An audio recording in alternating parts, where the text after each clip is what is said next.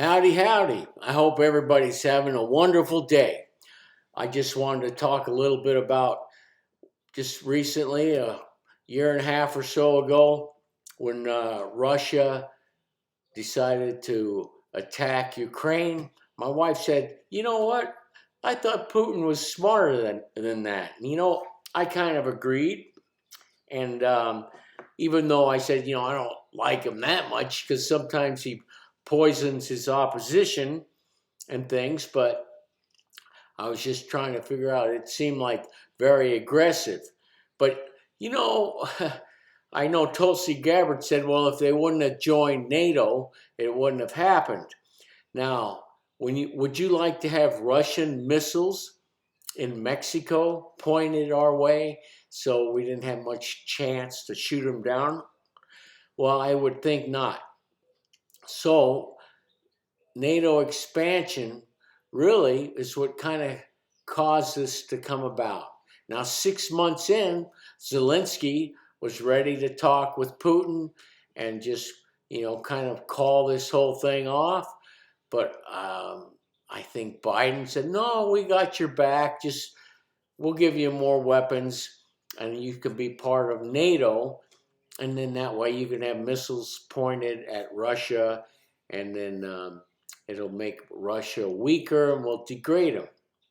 Well, would we like to have missiles, Russian missiles in Mexico pointed our way? I don't think so.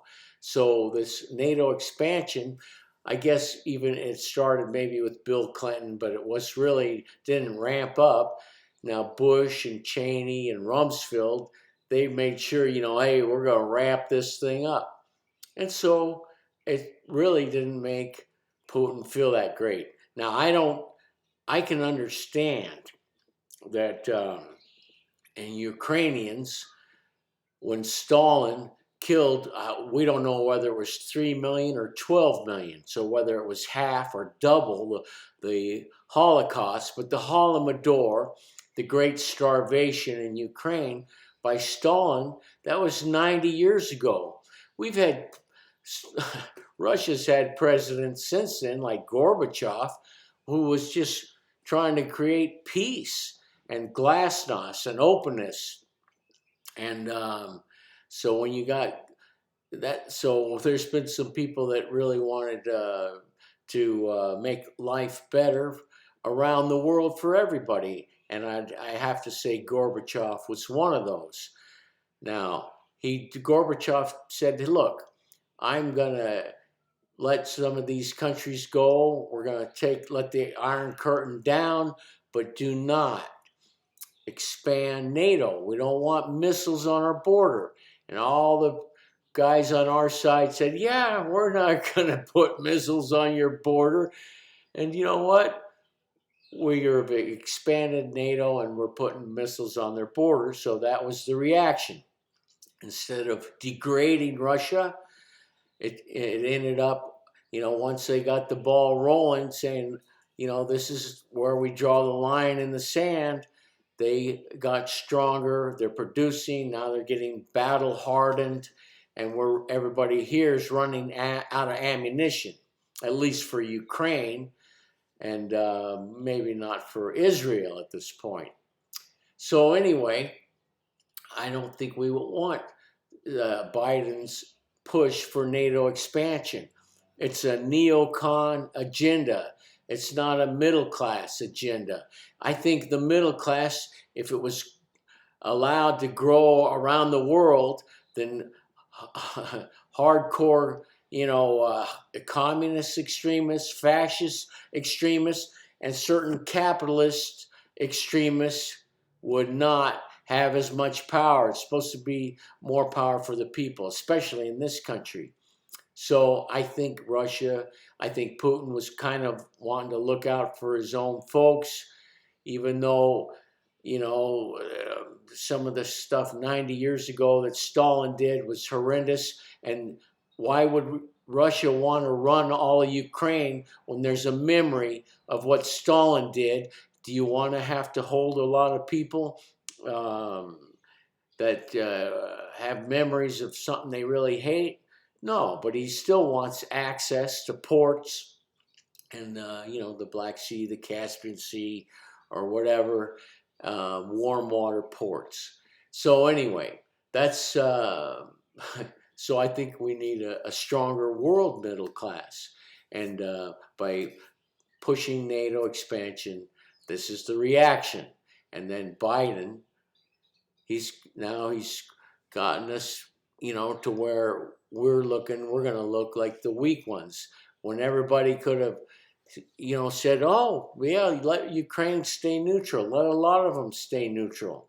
And I think Russia wouldn't have reacted in the way that it has. So, like I said, we wouldn't want Russian missiles in Mexico.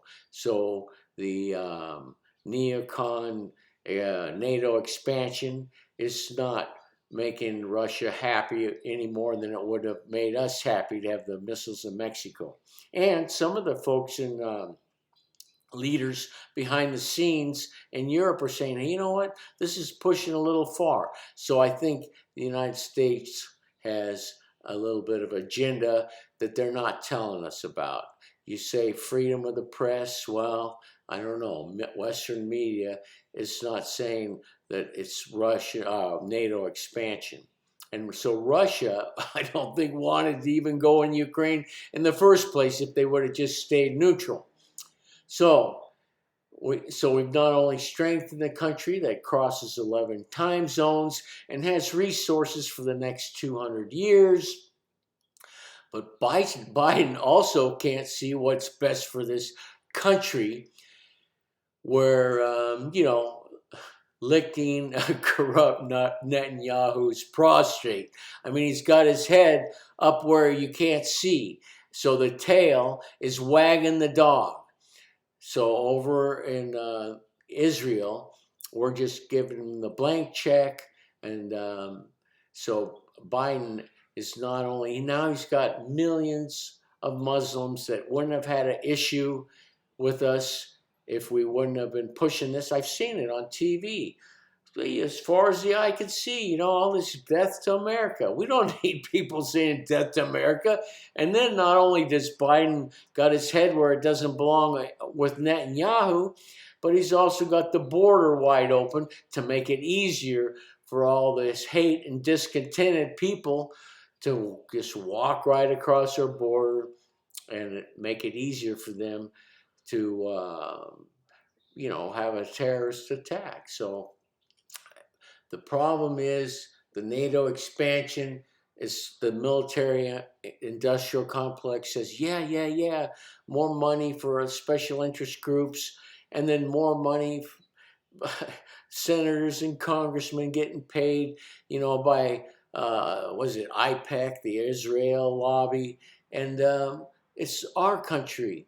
That's why I want to sign up for Our Country, Our Choice with, Colonel McGregor. So I'll look into that because it's getting out of hand. We need to take care of our own country. And yes, we want Israel to stay a country or have some territory they're safe in. I don't know if they want freedom of religion in Israel, or whether it's a two-state or a one-state solution where people are actually equal.